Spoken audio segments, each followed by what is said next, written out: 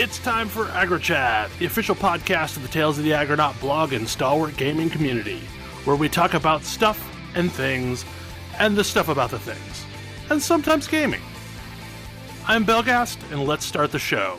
Hey folks, it's that time again, time for another episode of AggroChat. This is episode 328.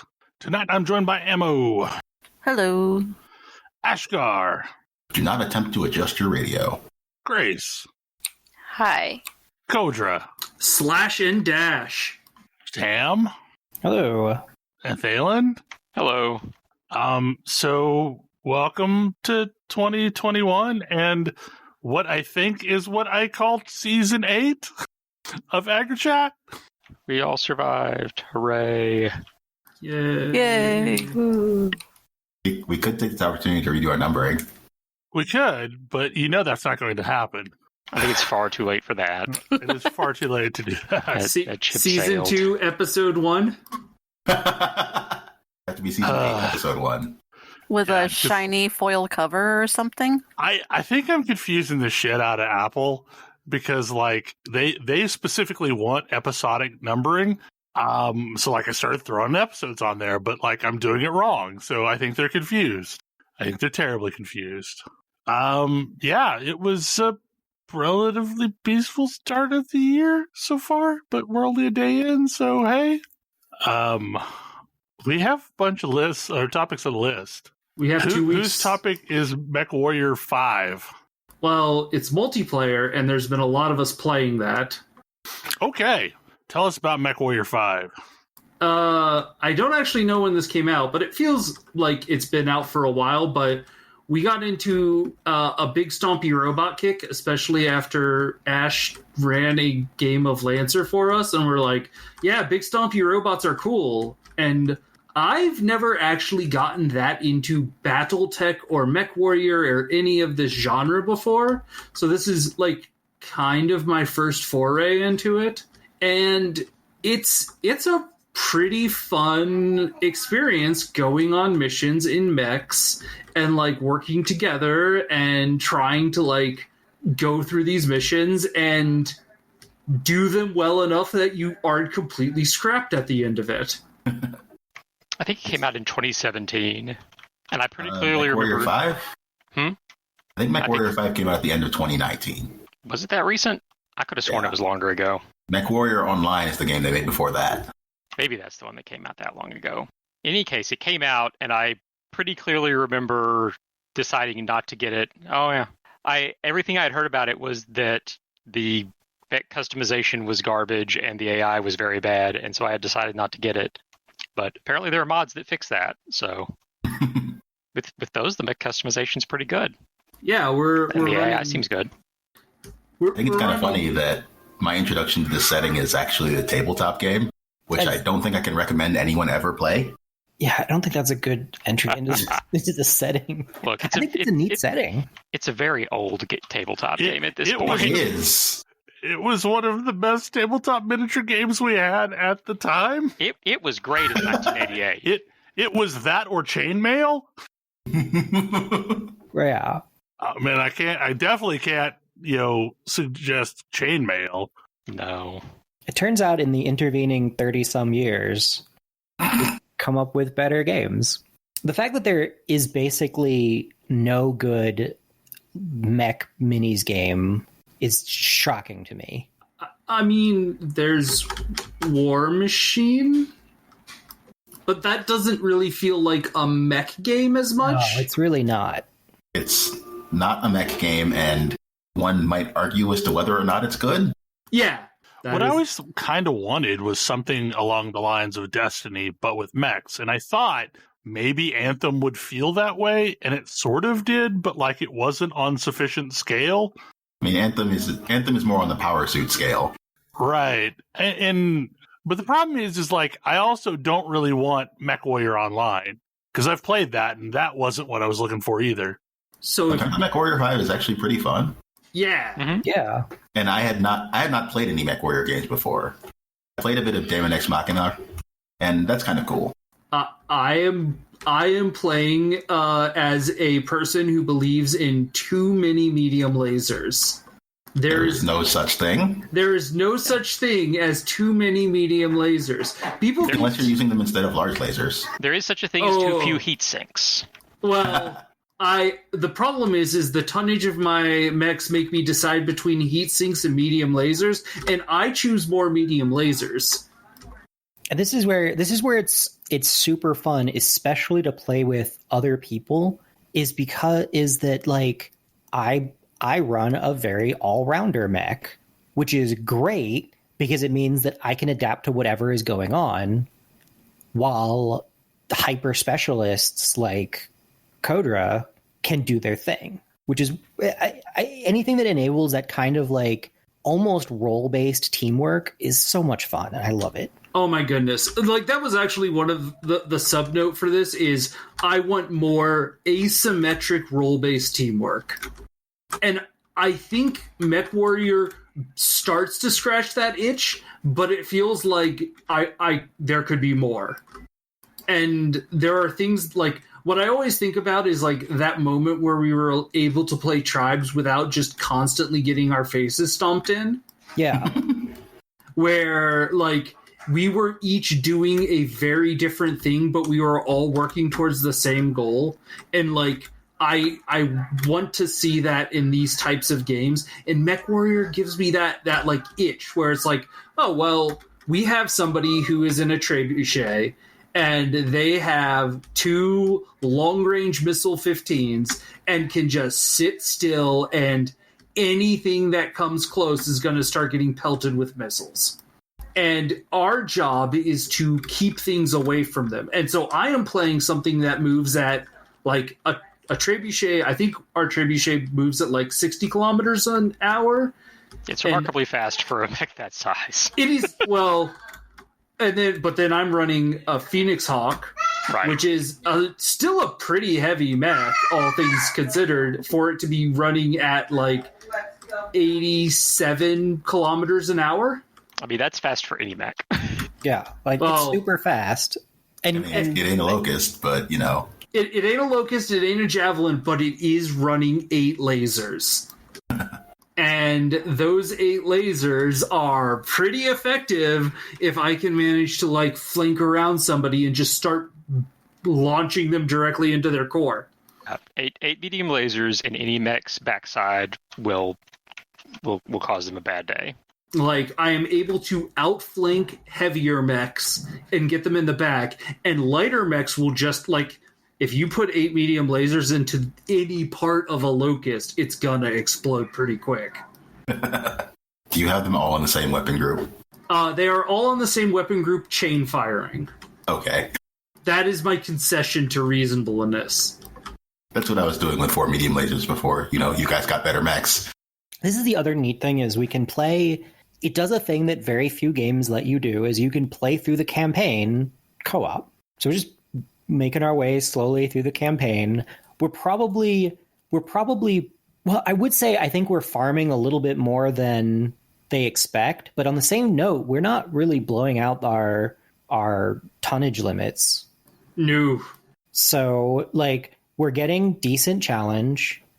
We're getting bigger and cooler mechs. We're able to like customize our mechs to do the specific things we want to do. And it's just a really neat feedback loop, especially because like it does degrees of success really well. And this is a thing that I haven't had a co-op experience like this since like DDO, where one of the neatest parts about Dungeons and Dragons Online for me is the fact that when you go on a particular adventure, you don't regenerate. You can only like rest and heal in particular places. And so individual fights are one thing, but also like at a higher level, you're managing your resources. And this is giving me the same kind of feeling. Like sometimes we're like, well, we're just not going to repair that mech until we make some more money.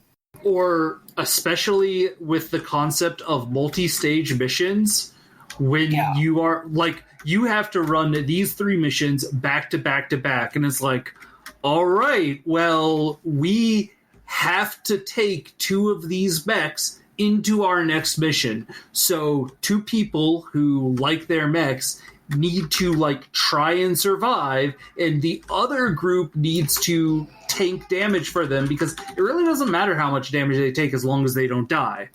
But like there is like strategic, you're making tactical decisions based on a strategy around what's coming up in the next mission, and those are like super cool moments. But also, like, you're just generally trying to win well, because you have to usually pay for your repairs. And, like, frequently, if a mech gets totaled in a mission, like, our mission will pay out 900,000 C-bills, and the mech repairs will be 2 million. Yeah, like, it can be costly. And it's neat. I don't know. I kind of like it, because I don't feel like I've played games like this where just staying above water is really, really hard. And honestly, I don't think it's really hard to just keep our mechs in good shape. Oh yeah, we're like that's not the hard part. But if we want to start getting like big fancy mechs, like we had a really good string of missions at one point, and it left us sitting on like 22 million C-bills, and we went and like upgraded 3 mechs. Yeah, it was great. Like, we jumped from like 3 mediums and a light to like 3 heavies and a medium, which is a super satisfying jump to make. Well, and the various mech frames all feel different enough. Like, one of the things that I've been coasting on is we found the Phoenix Hawk I mentioned earlier was a special kind of Phoenix Hawk. Normally it's like, I think 3 energy and 3 cannon mount points and maybe 2 missiles. But this was a Phoenix Hawk that had 8 energy mount points and nothing else. So I was able to load it up with medium lasers and just be a mid-range skirmisher. And like that is a mech loadout that is kind of unique and kind of rare to find. But it was really fun to like get that in a shop somewhere and then be able to play with it. But a lot of those mechs is like, okay, I need to look at this frame and then figure out, how do I want to build this? So what do I want this to look like? Yeah, it works so much better. And it's a thing that I remember from BattleTech as well. But you hit a point where you have your first mechs, you really just fill their slots up, and that's what you got. And when you start getting into mechs that are bigger and have more hard points, and especially have more hard points than you can reasonably fill, you start making interesting decisions about what I want this to do. Is it the sort of thing that you can kind of start generalist and then shift into a specific role, or do you kind of have to pick your role at the beginning and build towards that? It's you can change roles dramatically in between missions if you want, which is nice, because you just hop in a different mech or put different weapons in your mech and you're set. Yeah, and part of the game is building up a decent stable of mechs so you can, use whatever is appropriate for the mission at hand. And like there's pilot skills for the pilots of the mech, because this is Mechwarrior and not BattleTech. But the degree to which they make a difference, I don't know. Like, my pilot wasn't particularly great with missiles, and I was still hitting things with missiles fine. So I definitely noticed when I went from somebody with 8 evasion to somebody with 3 evasion, because my ability to run in and survive definitely took a hit. But also, when playing co-op, you're not locked into playing a particular pilot. Oh yeah. So you can swap to one that has better skills for the mech that you're running. You're also not locked into a particular mech, and usually it's nice to be able to switch between each others, especially if like one is being repaired for a long time because maybe you're a little bit careless with it. Or maybe you were just testing something out and discovered that no, your heat management was not good enough. Not enough heat sinks. Yeah. The mod community has done a lot of work for that game as well. My one point of frustration is only one person can do stuff like buying stuff from the shop or even seeing what is in the shops or contracts. There is a mod that helps out with contracts, but it's a pretty rough mod, and it doesn't do all of the things it kind of says it should do. I mean, I get that, because the way they did co-op, there's no difference between a single player campaign and a co-op campaign. You can just invite people into your campaign, and now it's co-op, and they get to play your pilots and use your mechs. But the person who is hosting the game, like, they're the ones, like, the resources are attached to their game. So I get why they're the only ones allowed to, like, buy and sell things and everything.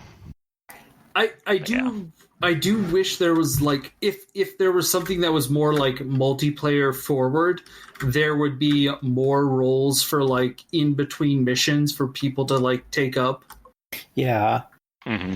I think it'd be really cool to see a more fleshed out multiplayer mode. I mean, at that point, you're sort of talking about a full, mech RPG, which I'm here for. Yeah.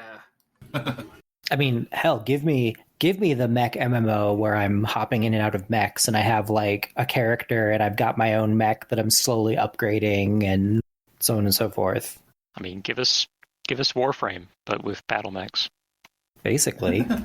I would be so into it. I'm curious, because you mentioned this, I hadn't really even thought about it, but why is Mechwarrior Online not a good experience, Bell? Last I checked, I don't know if this is still true, Warrior Online was entirely a competitive PvP game. Yeah. Oh, thank you. That sounds terrible. Yes, which is why I wasn't at all interested in it. It's basically World of Tanks, but with mechs. Right. Similar monetization scheme, too. Yeah, which is not the fun part. But yeah, like, I mean, if I ever get a PvE type game with mechs that's, like, along the lines of Destiny but mechs, or Warframe but mechs, I think it would be interesting. I also appreciate that a solution has been found for the unseen problem. Like, mostly that they came up with new designs for all They redesigned them. So what is it? There are So what do you know about the history of the Mechwarrior / Battletech IP? Oh boy. I know that it is very contentious. Yes, there's a company called Harmony Gold, and they don't want anybody else to make money on anything ever. They have the license to distribute Robotech in this country. Yeah, and some of the Robotech designs got licensed to FASA for BattleMech back in the day, and it's all very questionable as to who was in the right as to licensing things and who even had the right to license things. But Harmony Gold was very unhappy about it. And, like, those designs predated Harmony Gold getting Robotech, I think. Yep. Because, like, they were basically licensed from whoever did Macross, because They were Macross. That's Yoko, I believe.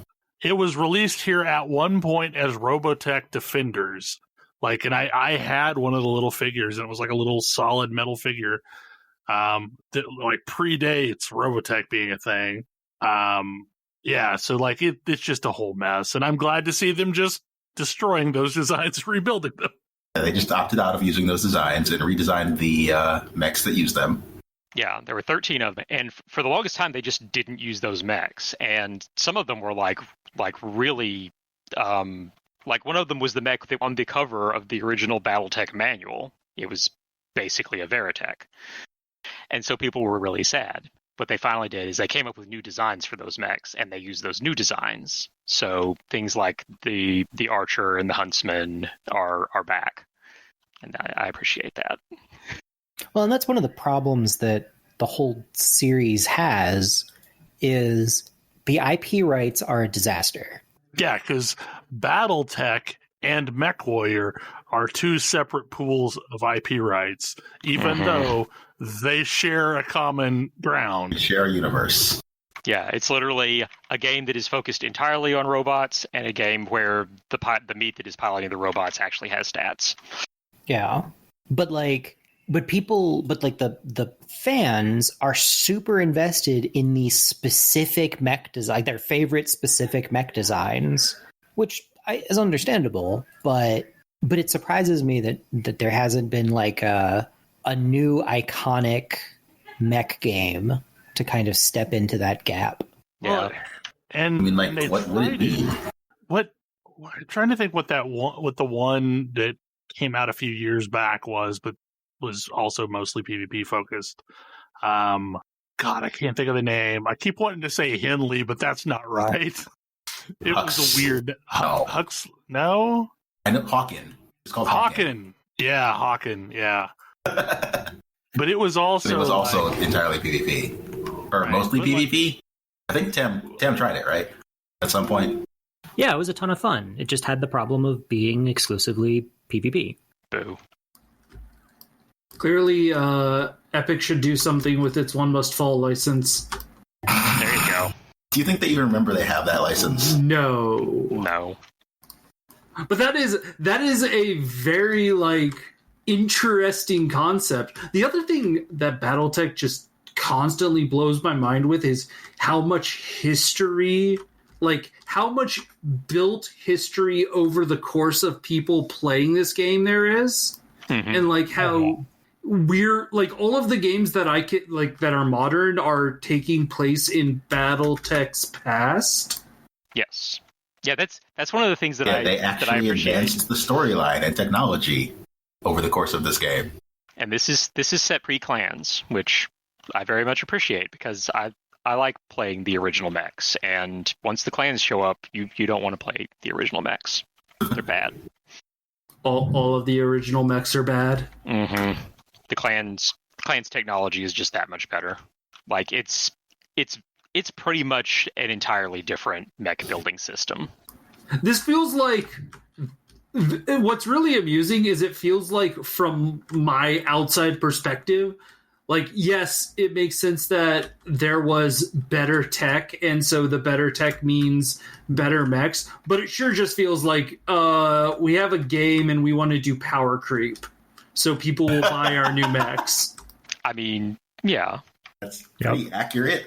That was definitely... They would release regular, like, basically battle books, like, you know, is the state of the universe in such and such year that would have like new mechs or new weapons or, you know, whatever technology had been developed in that time. And yeah, it was power creep. Well, that's also the problem with GURPS and with Rifts and any of these supplemental type things that release new setting books is like the new setting books always had way more powerful stuff than the previous setting books did. So nobody wanted to play the stuff from the first several years.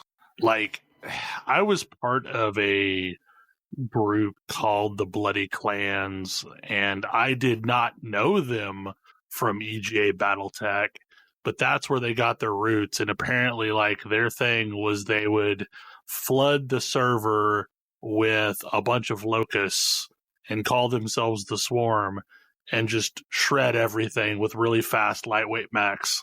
I mean, and locusts can be... They ended up taking over Terra one weekend, which was something that the game wasn't supposed to allow. And Kesmai had to drop the servers and figure out how to fix it so that nobody could take over Terra.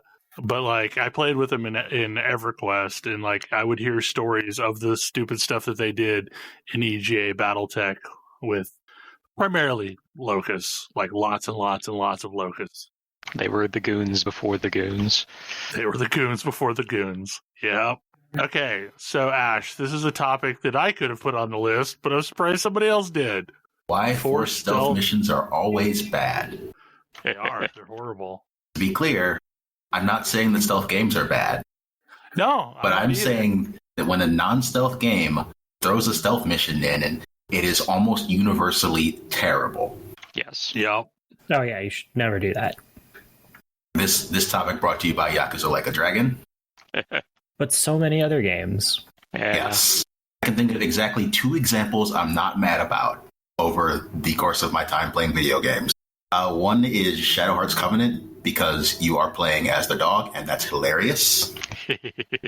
And the other is Evo Land 2, where the entire game shifts genres every few minutes anyway. So this is just another example. And it's even pretty well done as far as these things go. It does make a lot of the normal mistakes, though, such as when you mess up, it just instantly ends things, which is real common. Real common in the non-stealth games that adopt this setup.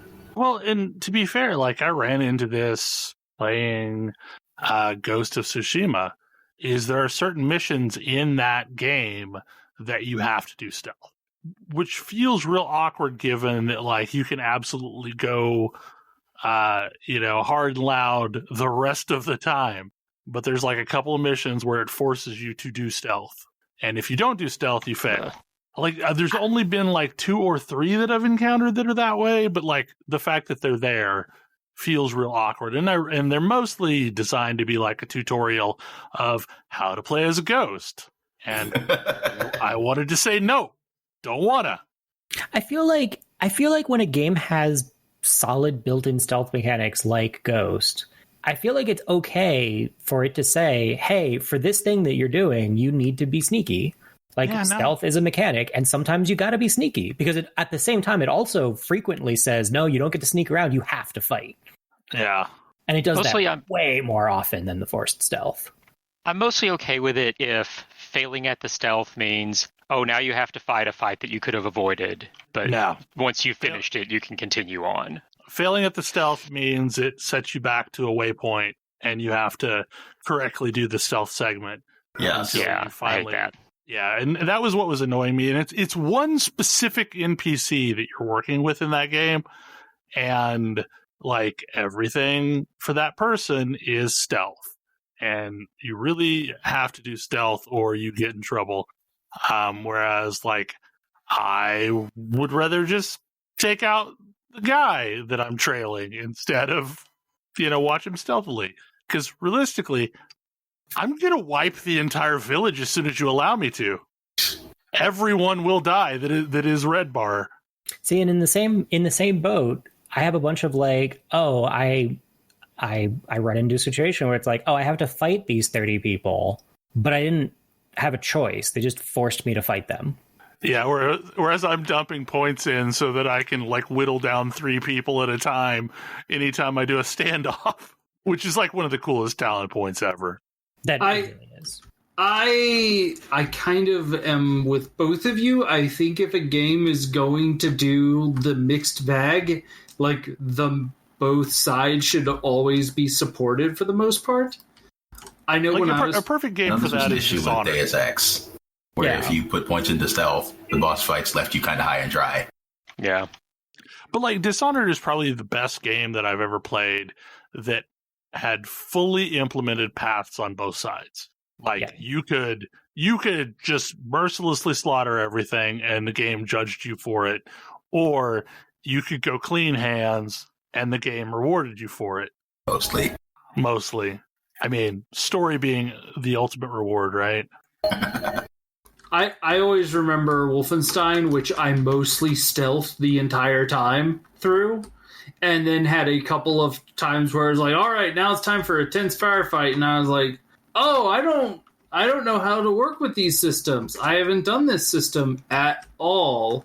Like, games should try and make sure that they are properly tutorializing you or ramping up difficulty, and that's kind of the problem with the like mixed stealth and combat games is eventually you'll get to a point where they want you to do a really hard stealthless section. Is like, I have not been trained for this. Everything else I have solved through skullduggery, and you are not letting me use any skullduggery here. I remember the game that really felt bad doing this was Far Cry 3. Because like very early on in that game, there is a sequence where you have no weapons and you are forced to stealth around. And that just about killed that game for me. I feel like the forced stealth mission is kind of a subset of the unexpected gameplay shift. Yeah. Mm-hmm. It's just such a common one that it's really frustrating. I kind of feel the same way about like forced minigames too. Escort. Frequently, yes. Also escort quests. Or, now we suddenly have a racing game in the middle of what was an action combat game. Okay. I'll figure out how to do the racing system that somebody decided to put in here. It actually makes me think of, I generally feel like there is no mechanic that can't be done well somehow. And I think of escort missions in the absolute worst stealth segments I've ever played, like forced stealth segments I've ever played, are in flying games, like space flight games. It's absolute misery, and I hate them. It's like fly low or fly through this field or whatever to avoid being noticed. It sucks because you have no idea what's going on. But at the same token, I fly escort missions in like Star Wars Squadrons all the time, and it's fun. Whereas escort missions and other stuff is miserable. Frequently, yes. Kingdom Hearts 2 is an escort I really like. I think the best escorts that I've seen are the ones where you and another agent are making your way through like a base independently, and you're having to help them along. So technically, like, you're doing things parallel to the person, but like you're never having to have them follow you around. Or like you need to now open a gate for that person, and then you can see them off in the distance making their way into that gate you just opened. Or you have to take down an enemy to clear the way for them. But like you're doing it in a asymmetrical method. Is it even an escort though? Like they feel like escort missions to me. The one I was thinking of in Kingdom Hearts 2, which by the way has a bunch of terrible escort missions in it, but it also has the escort of Queen Minnie. Queen Minnie sort of barely needs your help. And it's kind of cool because you can command her to use Holy, like a Final Fantasy style Holy, on enemies almost whenever you want. So you get this feeling that you're just sort of there to make her feel a little bit better. Your moral support. She does legitimately need you to defend her a little bit. But it's a lot of times escorts in that game they have bad AI, or they don't want to follow you, or they have paper thin health and armor. Mm-hmm. And none of that applies here. I mean, the worst escorts are always the ones where, they just like run around screaming and run into the line of fire. Yes. Yeah. I've even seen that done well. Oh? Yeah. In what? There is, God, what is I'm trying to remember what game it is, but I've played, I don't remember the name of it, but you're playing and you are escorting a civilian who's like a teenager, I'm pretty sure, and is a complete non-combatant, and they put them in like they basically put him in a mech. They put him in a big walking suit of armor that he's piloting, and he's running around like smashing walls and crashing into stuff, but he's mostly invulnerable. So you just have to, like, the only time anything can get at him is if it like jumps on the back of the mech and you've got to shoot it off. But otherwise, it's running around freaking out about everything that's going on. But it's actually funny, and it's not really, you don't have to really worry about him too much other than specific things that you can watch for. But the overly fragile escorts, terrible. Especially when you can't be like, you stay here, we're going to go clear out everything along the path and then come retrieve you. Yeah, exactly. The escort in Jeanne d'Arc is best handled by you using your characters to block off the path of the escort so he doesn't suicidally run into archers. Yeah, it's so dumb. Yeah, I feel this way about every mission in BattleTech where you're asked to assist 3 trainees. I actually think you control them, but they are just, people will auto-target them and they are not prepared for those missions. Okay, Grace, what is Space Court? So, Space Court is a game that came out in 2020. It is currently available on Steam for $2.50 and you should go purchase it right away. It is just a very short narrative adventure where you are drafted / worked your whole life to get into Space Court and be a space judge. and deal with the space problems of various alien races. It is incredibly funny. It reminds me a bit of the sensibilities of like an old Sierra game. And it's incredibly quick. I've played through it a couple of times, maybe half hour, 40 minutes per run. And it's just delightful. It's made me laugh out loud multiple times. Silly pixelated alien shenanigans. It's just one of those games that I had no idea existed and saw on someone's best of games you missed this year sort of list. And since it was on sale for cheap, I tried it out, and it was absolutely time well spent. So is it like a point and click thing?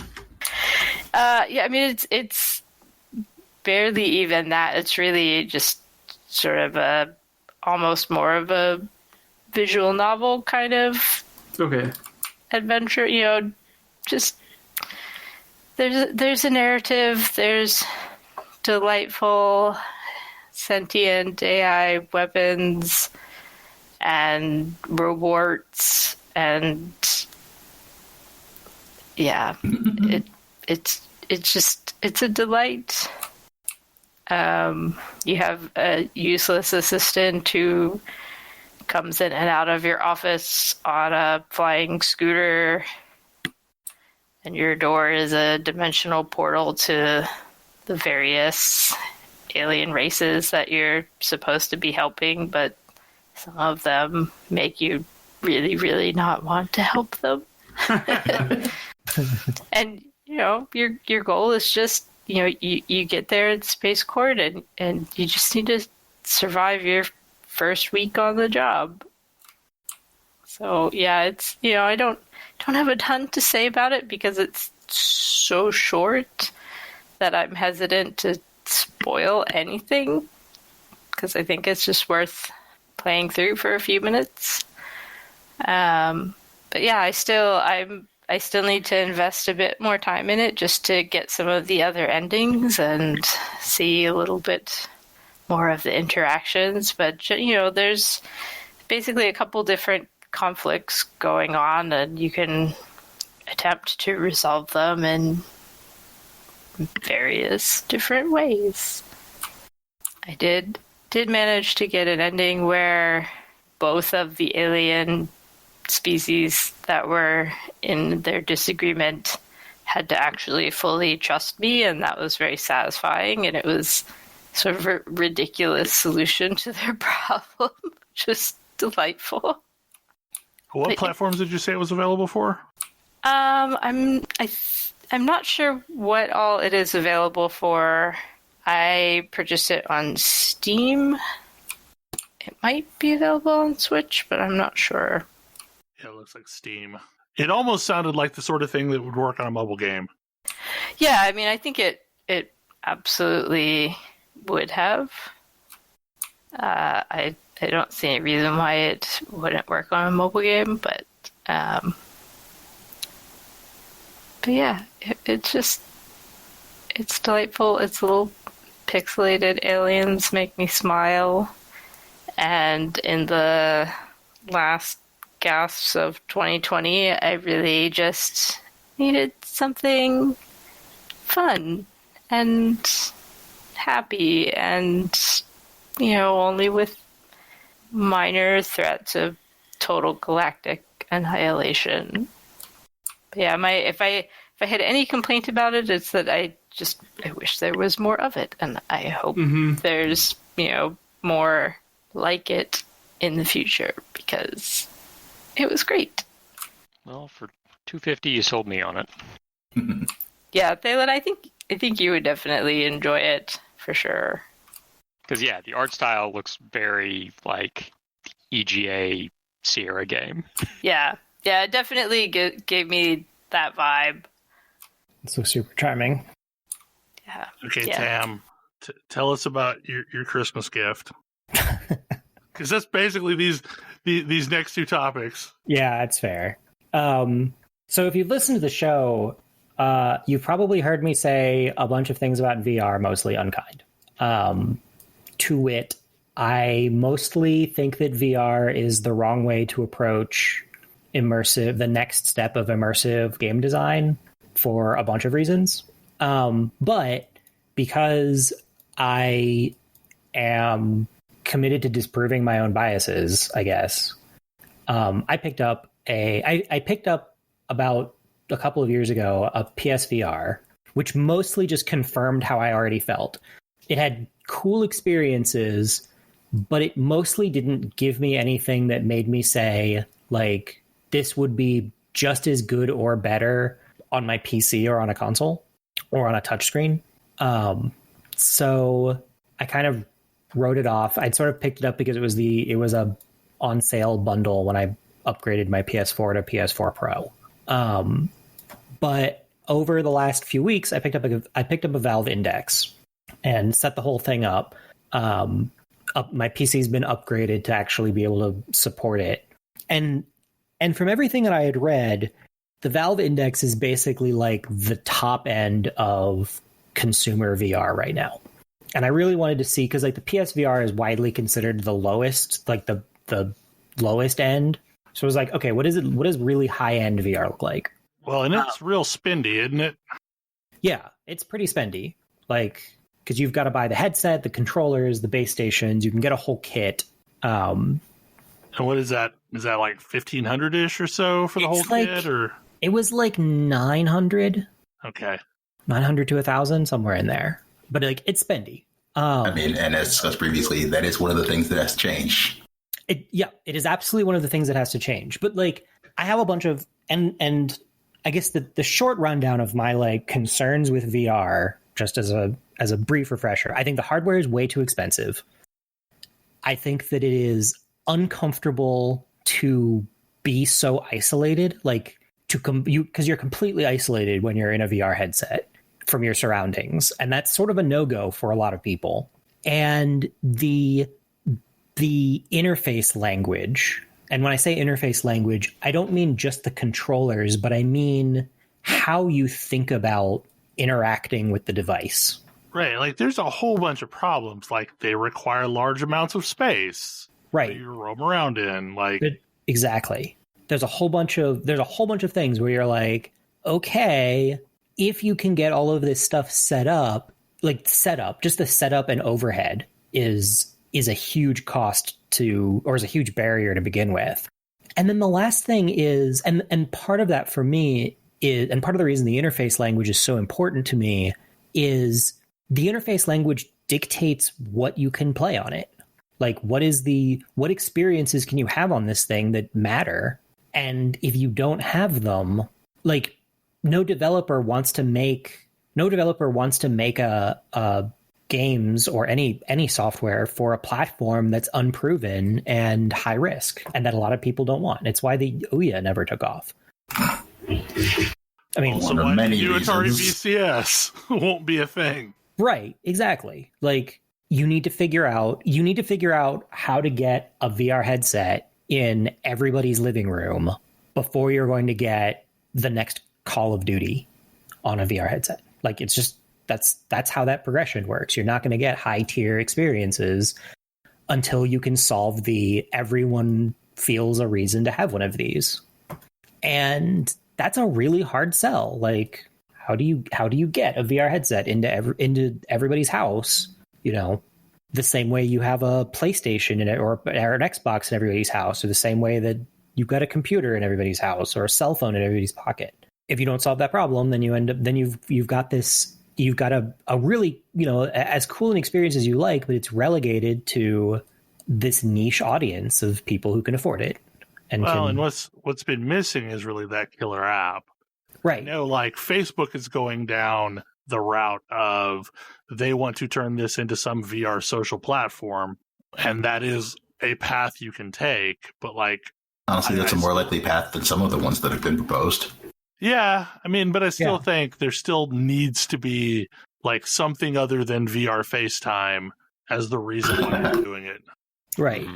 I mean, I will say that I have seen some people streaming VR Among Us, and that is a little compelling.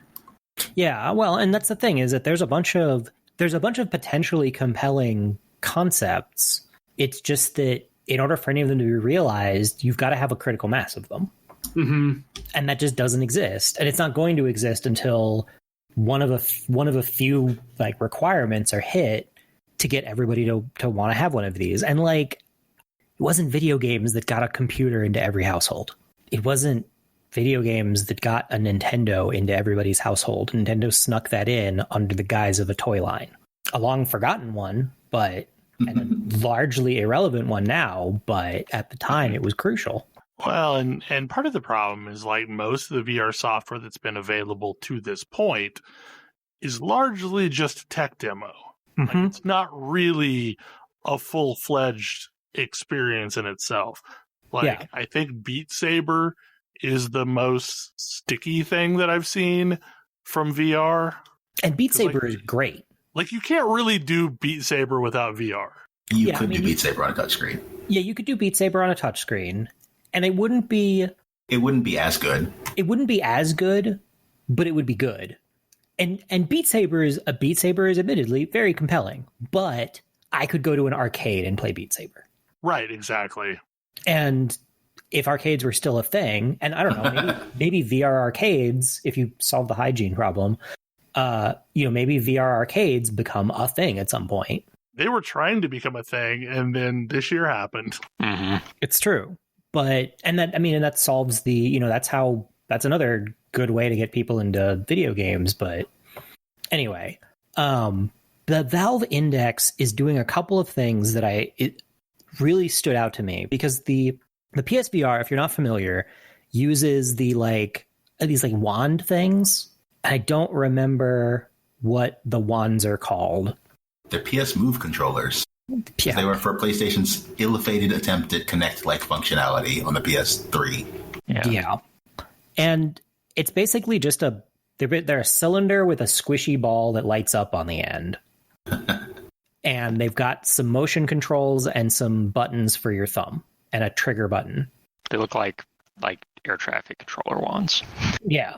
And they do a perfectly serviceable job of pretending to be a game controller in a slightly more interesting way.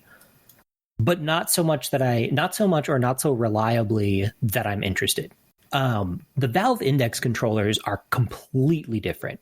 They're the kind of the huge reason why I went for the Valve Index and not any of its competitors. Almost all of which use very similar controllers. Because they're still at the here's a stick with buttons on it and you wave the stick right. around. And the Valve, the Index controllers aren't hugely different. You've got a stick that you hold on to, and it's got a trigger on the front and a little touchpad in the middle, as well as some buttons and an analog stick. And you got two of them. And then there is a hand strap that wraps around the back of your hand to hold the thing in place, even if you open your hand all the way up, which is great for a bunch of accessibility reasons, including I can put on and take off the headset without putting the controller down somewhere. I don't have to slip like a lanyard around my wrist and have the thing dangle or any of the other weird control things. It's like I have access to my hands with only a slight loss of functionality because the thing's kind of pressed up against my palm. But I can still do things. I can still type on a keyboard while the controller's in my hand if I need to. And then it's got what I originally thought was a little shield around the outside that I thought was to keep you from bumping things, but it's not. It's a sensor that detects your finger movements at some real shocking fidelity. Which leads me into Half-Life Alyx, which, boy, I have been saying for years that there's no VR game that you couldn't just play on a console or on a PC. Half-Life Alyx is it. It would not work as a just regular console or PC game. And it's all in the interface language. the way it works is you've got the full headset, you've got the hands. It lets you do the index headset. I actually don't have enough space to move around for it, but it lets you set it up as you're just standing in one place, so you don't need as much space, which is great. And it works quite well. Half-Life Alyx lets you look around with the headset, obviously. It lets you turn your body and walk with the analog sticks or just teleport. I've never felt like the teleporting feels good, so I dealt with the slight additional motion, like disorienting motion, just to be able to walk with an analog stick. But it works fine. And then you do everything with your hands. I can aim whatever I'm holding in one hand. Like I can aim the pistol with one hand. The pistol has a little digital thing showing its ammo. So if I'm looking at how many shots are left in my magazine, I can just like turn my wrist slightly and look at the actual gun. It aims. You aim it exactly the way you'd expect. You can steady it with your other hand, and there's even an animation where you've like have both hands on it, which is useful. You have two hands that operate independently, and they take the Half-Life 2 gravity gun and give you a mini version of it with your gravity gloves. The gravity gloves let you can basically point them at an object and pull back on, and like basically lock onto it with the trigger and then pull back. And it's like flicking your wrist. You pull something towards you, like you just attached a string to it, and then you could catch it in midair, which you do by opening your hand and closing it around the thing that you're just catching, which was disorienting at first. And I flung a bunch of things over my shoulder. But then I got the hang of it, and you just like reach over rather than having to walk up and pick things up, which would be disorienting. It's doing a lot of stuff to minimize how much movement you need to do, because movement is disorienting. So it lets you all of that, like opening drawers and opening stuff. You can just like use the gravity gloves to flick stuff at you and grab it. You use a putting it over your shoulder mechanic to put it into your backpack, which you do in reverse to pull something out of your backpack. It knows how to handle that contextually. So if I'm like out of ammo, I hit the button to eject the magazine from the pistol, can reach over my shoulder, and it'll pull out another one.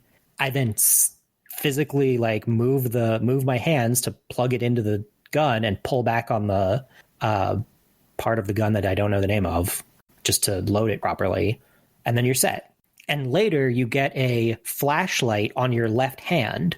So you've got your right hand that has whatever tool you're using, your gun or your multi-tool or whatever, and your left hand has a flashlight, which is where that bit where if you hold your hands together like you're bracing your pistol or whatever, it shines the flashlight in the exact same way your gun is pointing, which is super handy.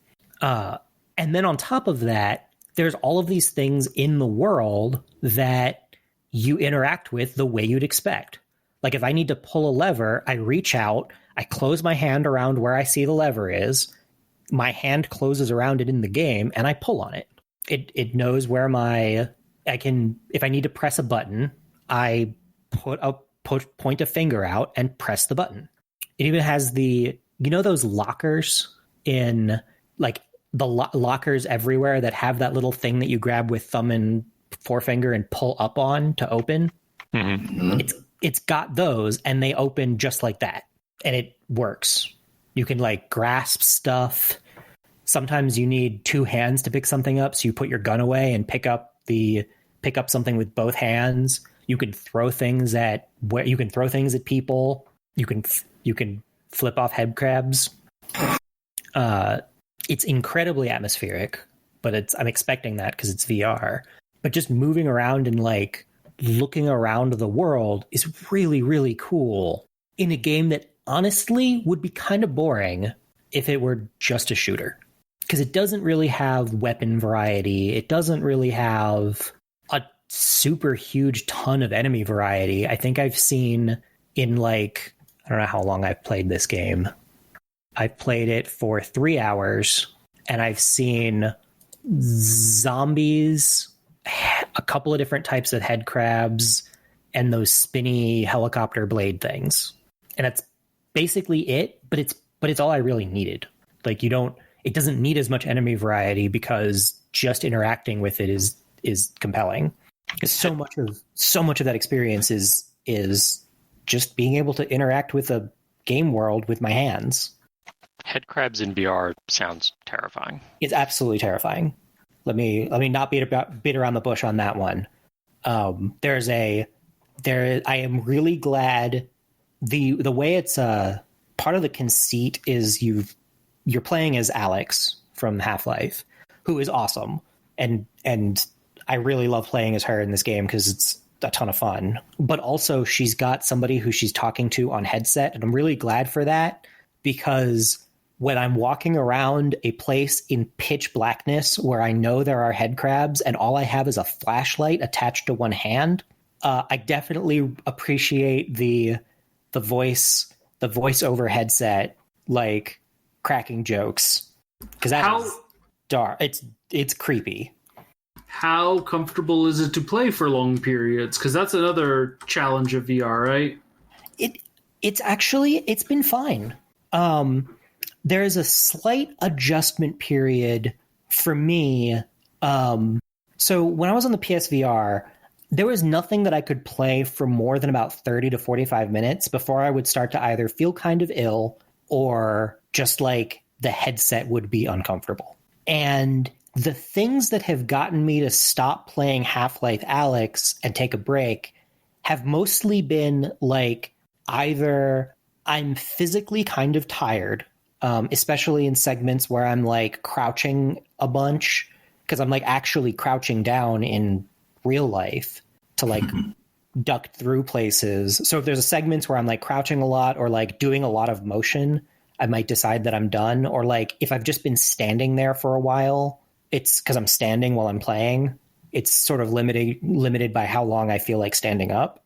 I haven't gotten ill. I haven't really gotten ill at all playing it. And from what I understand, a lot of that is in the ability to customize the way the headset works, like how much, like all of the various functions of it, as well as the frame rates. Because if frame rates drop for any reason, I definitely feel it. It's definitely disorienting. Like when I was playing and Windows Update decided it was going to do a thing, I had a very vertigo-inducing moment where frame rates dropped and it was awful. But otherwise, like the frame rates are running high enough that it feels weirdly natural, to the point where I'm like a little bit thrown off if my depth perception is off. I sometimes feel like I need to move a little closer to things than I feel like I should to be able to pull on levers or whatever. But from a comfort standpoint and a can I do this for long periods of time standpoint, like I've been able to play it and other VR games for as long as I'm playing anything else.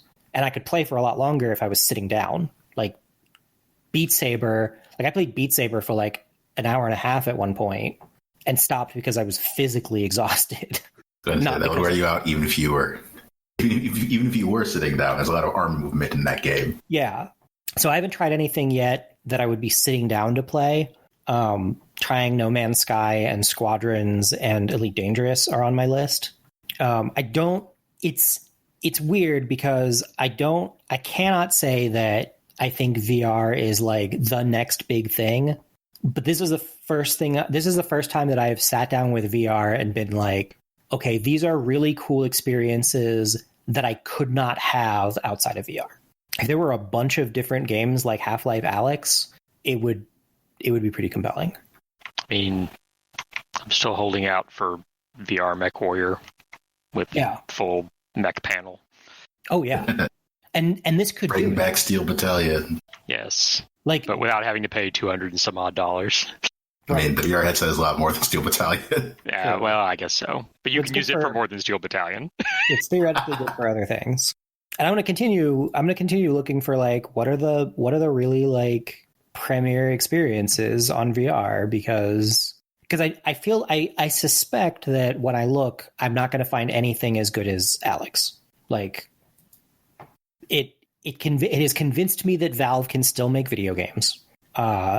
And it's really cool. I've been jumping into it kind of whenever I have a free moment, and it is an intense experience. But like that's the point. Like that's the whole reason I'm playing a game in VR, is because I'm looking for an intense experience, and I'm not being constantly pulled out of it by weird controls or motion sickness or an uncomfortable headset or whatever.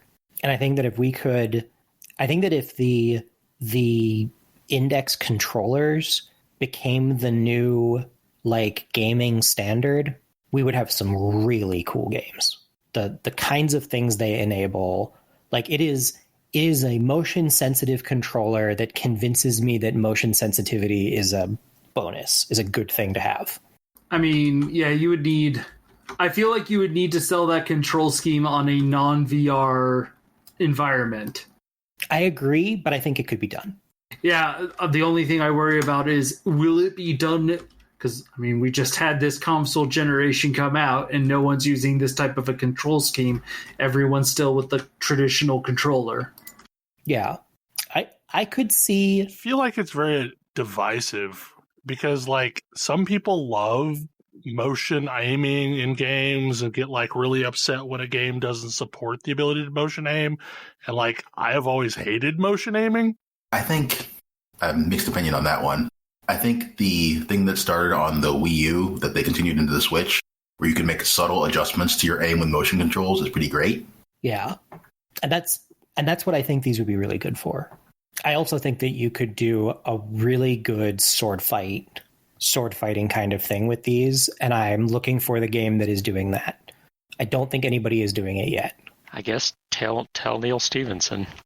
Oh. I don't want... That's an old wound there. That's a real old wound there. How long ago did he kickstart that thing? And it just kind of died on the vine? It's very complicated. These things, they take time. That having been said, the other purchase that went along with this, I had it for all of 2 days before I realized that this other purchase was required. Something to put the whole rig on. Like, a rack? Yeah, I basically just bought a cheap plastic rack. It was like $15, but it's real helpful. You have to figure out where the controllers go and where the headset goes. But it is really neat. And it's the first time that I've been compelled to, or felt compelled to, go and try a bunch of other stuff in VR, because previously it's been a novelty at best. And Half-Life Alyx is really, really fantastic.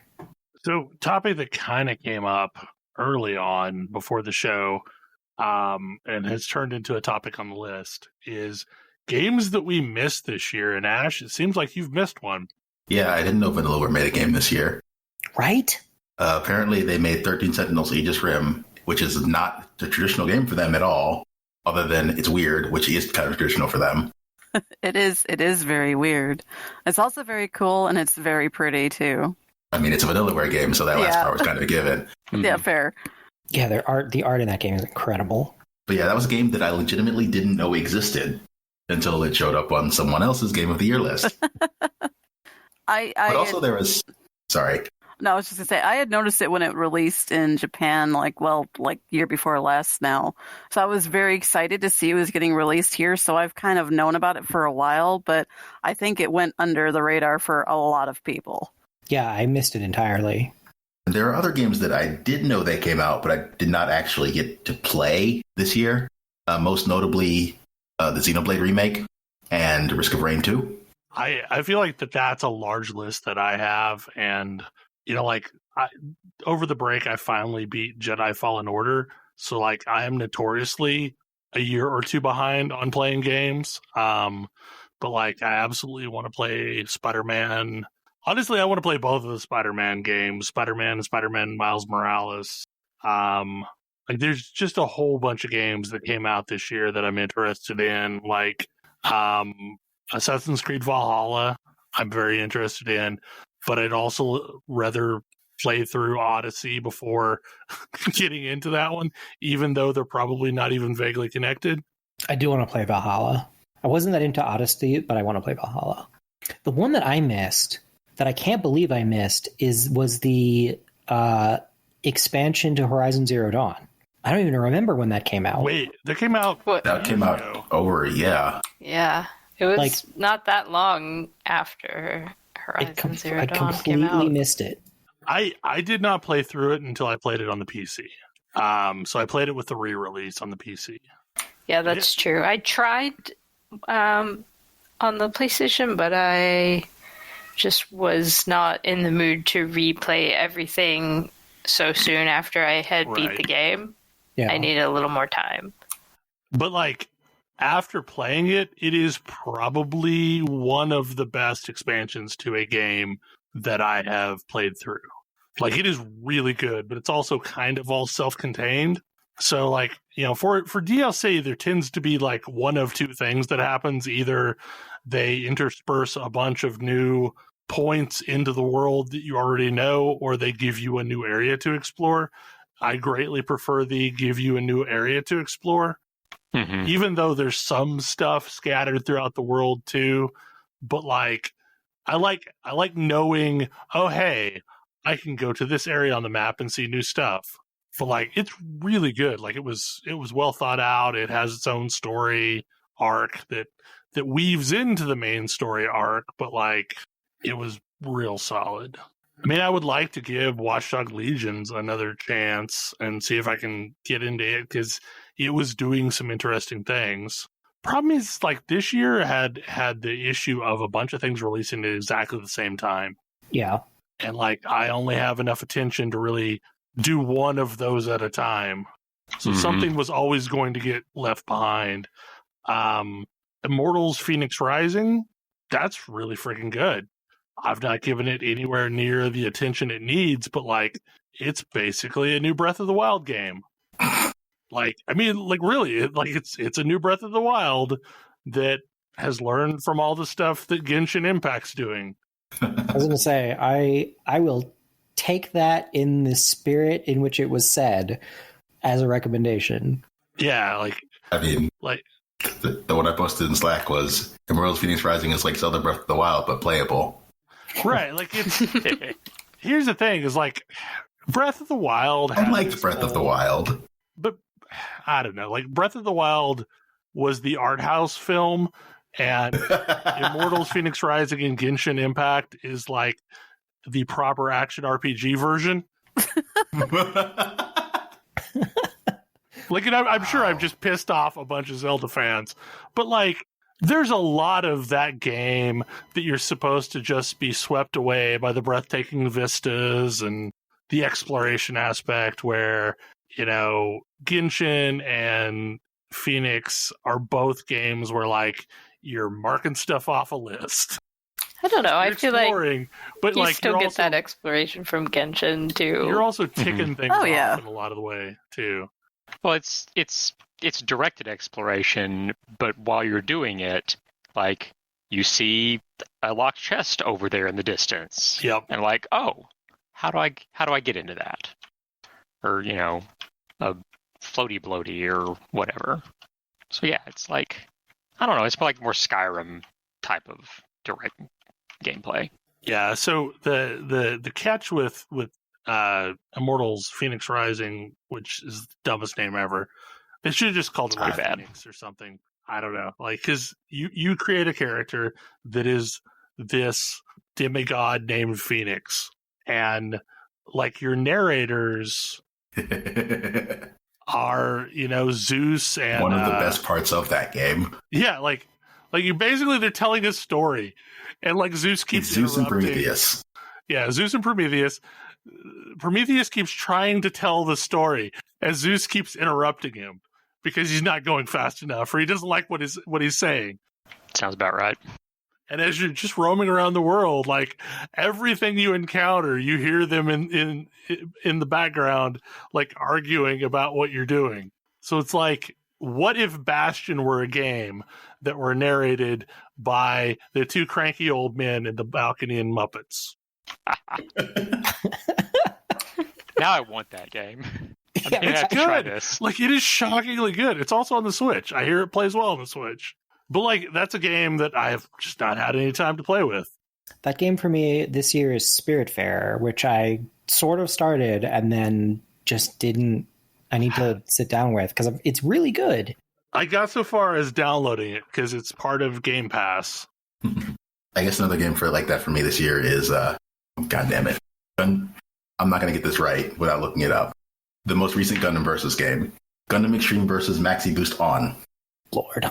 Like, that was what I wanted out of the Gundam Versus that came out in 2017, and it's cool robot fights, but I have not played a whole lot of it. Oh, the new Tony Hawk games came out this year? Yep. Oh, yeah. And I waited for it, and I've not played it either. Like, I bought it. I played it for, like, I don't know, 3 hours, and then I've not touched it since. It's exactly what you remember from the good Tony Hawk games. I mean, like, it's perfect. Like, it's an ideal representation of 1 and 2. And, like, I don't know. Like, I've reached this point where I'm having trouble attaching to forever games the way that I used to. Mm-hmm. So, like, I feel like I may be playing a lot more of these smaller single-player fare.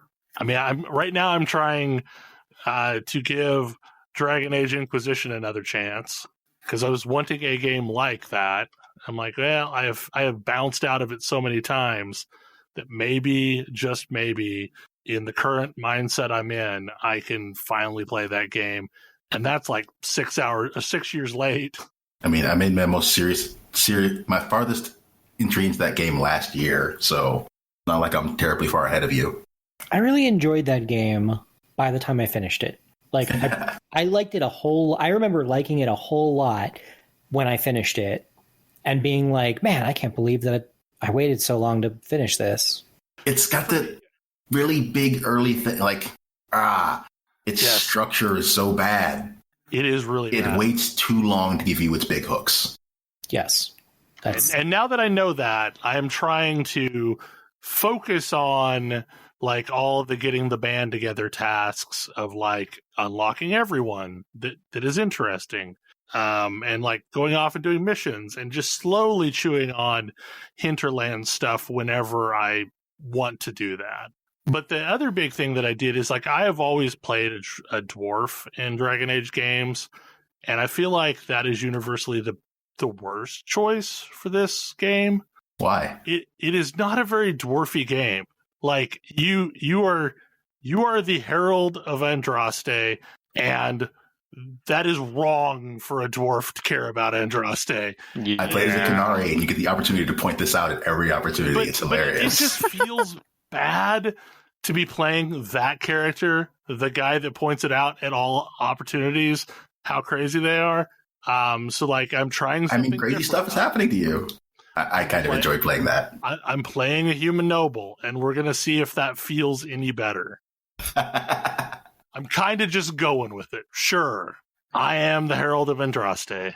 I am big and have horns, and you think I care about Andraste? But like so much of this game is just not what I would have wanted in a Dragon Age game.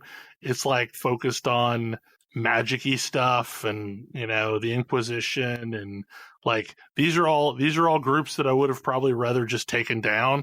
I think that in my case, I played through and it was the things that I felt like I was missing from all of the previous Dragon Age games. I was going to say, that sounds like the stuff I wanted there to be more of. Like, it had more politics and more, like, it had more magic and more politics, which is what I wanted. Yeah, for me, like, Grey Wardens were exactly what I wanted in this sort of setting. And every game has suffered from not being that first game.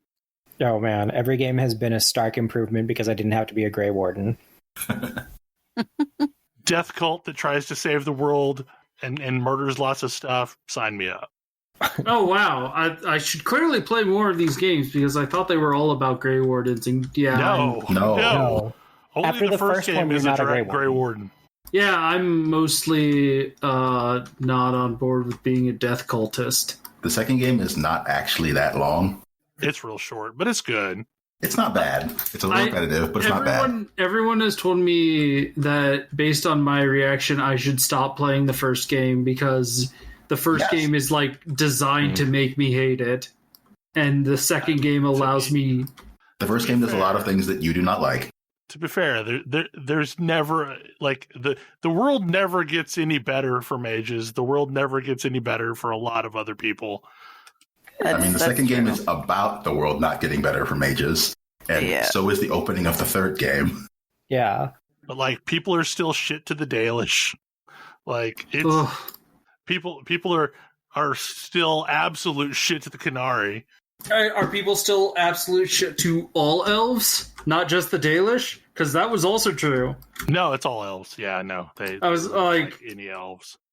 I mean, Dragon Age 2 takes place almost entirely within a human city, a single human city. Oh, well, yeah, I can't imagine it would be fun to be an elf there. But Dragon Age 2 has some really good characters. Yeah, I was going to say, I think 2 has one of my greatest like groups of like the sidekick characters. Yes, the companions in 2 are really good. Yeah, the companions are very good. I think kind of have a special place because it has one of the better gay romances that at that time existed. So like it was a thing that was like kind of. You're referring to Fenris or Anders? Anders. Fenris also, but I had a queer romance in Dragon Age 1 with Zevran.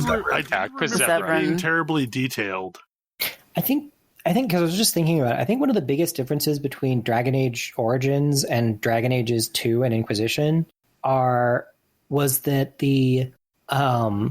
in Origins you're a Grey Warden doing Grey Warden stuff, and there's a bunch of terrible stuff that's going on in the world adjacent to you that you might interact with in a small way, but is not the crux of what you're doing. So you mostly just let it go.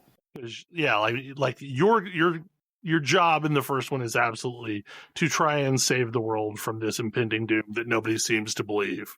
Right. And so all of the other stuff that's happening, you're kind of not going to change anything about. Whereas Dragon Ages 2 and Inquisition are a lot more about changing the world for people.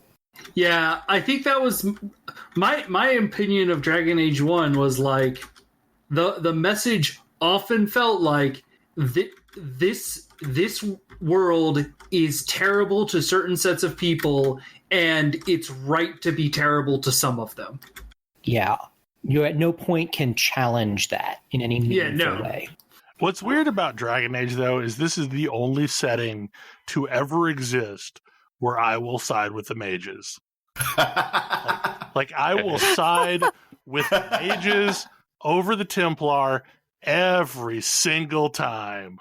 Also the elves. I will also save with it. Yeah, exactly. I universally love elves in Dragon Age, which is not a normal thing for me. Normally, I hate elves. I mean, the elves are the downtrodden, and yeah. You kind of have that thing, yes. I would rather punch up than punch down. But yeah, like Origins is sort of like, hey, you're trying to save the world, and the status quo of the world is not something you're concerned with, and are not going to do really anything meaningful to change, except by accident. Yeah, but it's also oppressive and horrible, and like ultimately you are trying to maintain that oppressive, horrible status quo. Yeah. Dragon Ages 2 and Inquisition are going in a very different direction and are very much about, hey, maybe that status quo sucks. Well, Dragon I mean, Age 2 is about specifically, maybe the status quo for mages sucks. Yeah. I mean, the first game is very much, the world is ending. We don't have time to screw with any of this shit. Like, the world is ending. Like, we got to do whatever it takes because the world is ending. Well, and so here's me, the role player, playing Dragon Age 1, asking myself, what is so great about this world that I should be trying to preserve it? Yeah. It's where you keep your stuff. maybe this world could use some status quo upheaval in the form of a dragon coming and smashing it. Which, good news. Do I have good news for you about Dragon Ages 2 and Inquisition? Smashy. Oh, yeah. Yeah, you might want to play Dragon Age 2. Like, you might like it significantly better. A lot of people didn't like it because it wasn't Dragon Age 1. I liked it just fine. Like, I would have rather continued playing a Grey Warden, but, like, I was fine. Yeah, I think Dragon Age 2 definitely ran into the problem of people who liked Dragon Age wanted more of that and didn't get it, and people who didn't like Dragon Age didn't play it. Mm-hmm. Well, and that's the thing with Dragon Age is, unlike Mass Effect, you're playing a different character each time. Yeah. In a Like, completely there is no different part of the world shepherd. each time. Right, yeah, like each game kind of fleshes out a part of the world that's talked about, but like you don't get to go to. Inquisition takes place it doesn't take place in the area Dragon Age 2 does, but it does take place in all the areas Dragon Age 1 did, and then some more. Yeah, but also it opens up Orlais, which you really hadn't gotten to explore a ton of at that point. I mean, any of, I think. It's mentioned that you can have an Ordesian Warden in the expansion to Dragon Age Origins, but only if, spoiler alert, your Warden died at the end of Dragon Age Origins. And all your imports really do is, like, you can do the import your game save thing, but it basically sets the default state of the world, which doesn't have a ton of... It's not like Mass Effect was, where, like, Mass Effect importing a save was massive. Like, there were tons of quests that you could never get in Mass Effect 3 if you didn't do something in Mass Effect 1. There probably are those in, like, Inquisition, but I don't know if it would be as stark as they are in Mass Effect. There's also the fact that you can customize everything via a website, which is sporadically up and down, but it exists. Mm-hmm. It technically exists. EA does not do a good job of maintaining its uptime, but it does exist and it works sometimes. There's also a web-based game from Failbetter that fits between the first and second game, I think. Wait, what? Really? I don't know about that. Yeah. I thought that was gone. I think it's around still. I don't know. You have to log in through Dragon Age Keep to play it, and you can access the last court through the sidebar, apparently. Huh. And it's set between Dragon Age 2 and Inquisition. That makes a little more sense. Since I guess the first chapter of Dragon Age 2 is sort of set during Dragon Age 1, before it sometimes skips happen. And the fuse of Dragon Age Inquisition is lit off of the last moments of Dragon Age 2. Oh, looks like they deactivated the last court in November of this past year. Dope. Okay, well, once again, EA doesn't like maintaining things. So they probably didn't like maintaining the fees to have Failbetter host that. The dangers of purely online games. The Internet Archive can only do so much for us. Yes. Yeah. At least they saved all the Flash. Okay, well, we've gone over. So hopefully you are having a better year than last year was. And this was our first show of the new year, and hopefully you enjoyed it. And we will see you next week. Good night. Good night. Good night. Good night. Good night. Good night. See ya.